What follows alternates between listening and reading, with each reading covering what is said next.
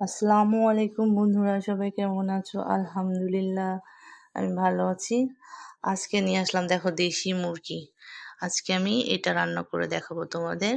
আগে আমি এটা ভালো করে ধুয়ে নিব, তারপরে এটাকে আমি রান্না করব। সুন্দর করে ধুয়ে নিতে হবে যাতে ময়লা একটু না থাকে।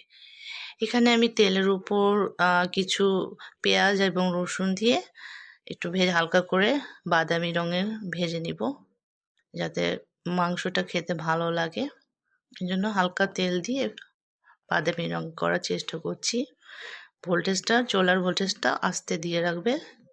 এরপর আমি সব রকমের মশলা এর ভেতরে মাংসের মশলা দিলাম, তেজপাতা, লবঙ্গ, গোলমরিচ, সব কিছু যেগুলো যেগুলো তোমরা ইউজ করো মাংসের মশলাতে, সেগুলো সব কিছুই আমি দিলাম। এবার নেড়ে নিলাম, হালকা করে নেড়ে নেড়ে চুলার আঁচটা হালকা ভোল্টেজে রেখে আমি এটাকে বাদামি রঙের করব। ঠিক আছে, এবার দেখো আমার বাদামি রঙের হয়ে গিয়েছে। কারণ আমি এটা আস্তে করে নেড়ে দেখে নিলাম সব ঠিকঠাক আছে কিনা। আলহামদুলিল্লাহ, সব লাল আর বাদামি রঙটা ভালো এসেছে। এখন আমি মাংসের ভেতরে পেঁয়াজের ভেতরে একটু টমেটো দিব। কারণ আমি যেহেতু কাঁচা মরিচের রান্নাটা খাই, যার কারণে কালারটা যাতে দেখা যায় সেই জন্য আমি টমেটো দিয়ে নিলাম। তোমরা টমেটো স্কিপ করতে পারো অথবা পছন্দ করলে দিতেও পারো, এটা নো প্রবলেম। এই টমেটোটা দিয়ে আমি হালকা করে নেড়ে নিলাম। হালকা নাড়ার পরে এখন আমি সব রকমের মশলা, এখানে মাংসের মশলা যেগুলো দিতে হয় সব কিছু এর ভেতর দিয়েছি। দিয়ে আমি এটাকে সুন্দরভাবে নেড়ে কষিয়ে নেব। আমি যেহেতু একটু ঝাল খাই, একটু কাঁচামরিচ আর একটু অ্যাড করলাম। আর তোমরা যে যে পরিমাণে ঝাল খাবা সেভাবে কাঁচামরিচ বা শুকনো মরিচের গুঁড়ো অ্যাড করবে, ঠিক আছে? এই তো আমি এটাকে কষিয়ে নিচ্ছি, হালকা করে কষিয়ে নিব যাতে পেঁয়াজটা টমেটোটা একটু নরম নরম হয়। কষানো হলে আমি এতে মাংস অ্যাড করব।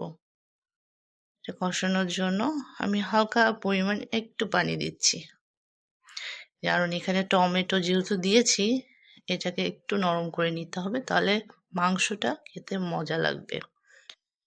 এবার আমি আবার একটু নেড়ে নিলাম, আর চুলার আঁচটা আমি একটু অল্প পরিমাণে দিয়ে দিব যাতে মশলাটা না পুড়ে যায়।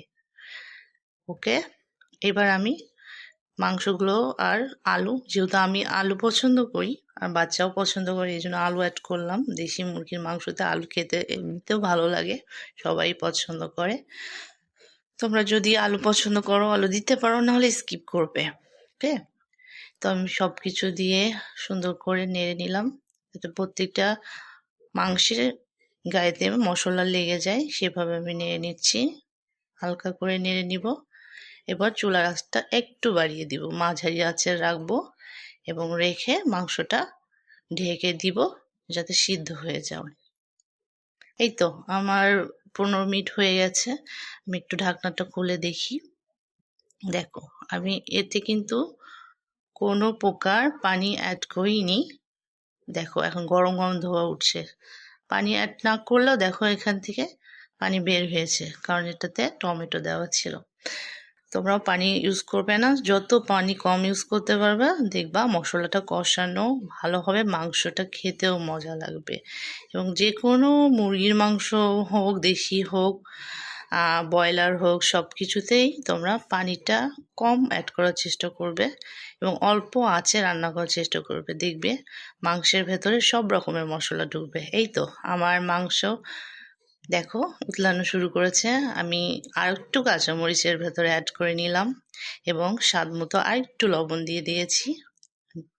তোমরা লবণটা টেস্ট করে নিবা এবং একটু ভাজা জিরার গুঁড়া অ্যাড করেছি, কারণ জিরার গুঁড়াটা কষানোর সময় দিলে মাংসর সেন্টটা আমার কাছে খুব ভালো লাগে, যার কারণে আমি কষানোর সময় জিরার গুঁড়াটা অ্যাড করি।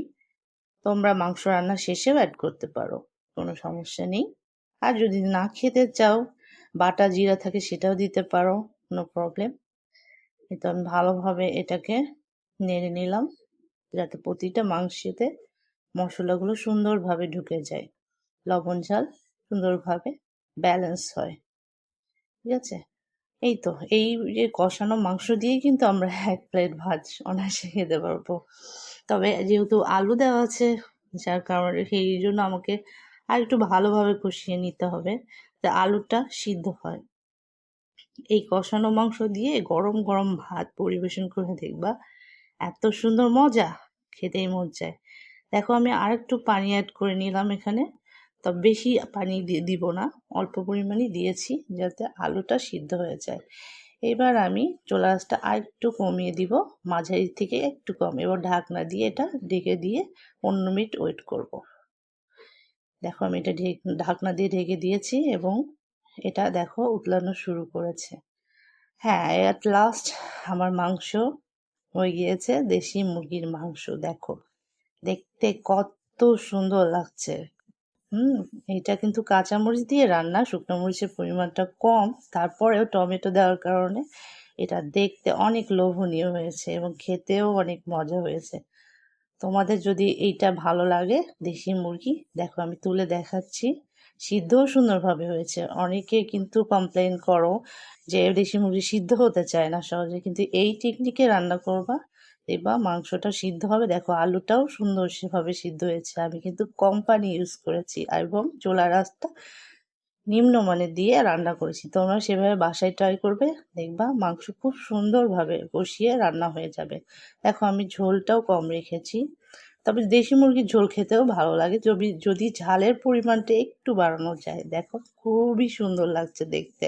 সবাই ভালো থাকবে। ভিডিওটি দেখার জন্য সবাইকে ধন্যবাদ। আল্লাহ হাফেজ।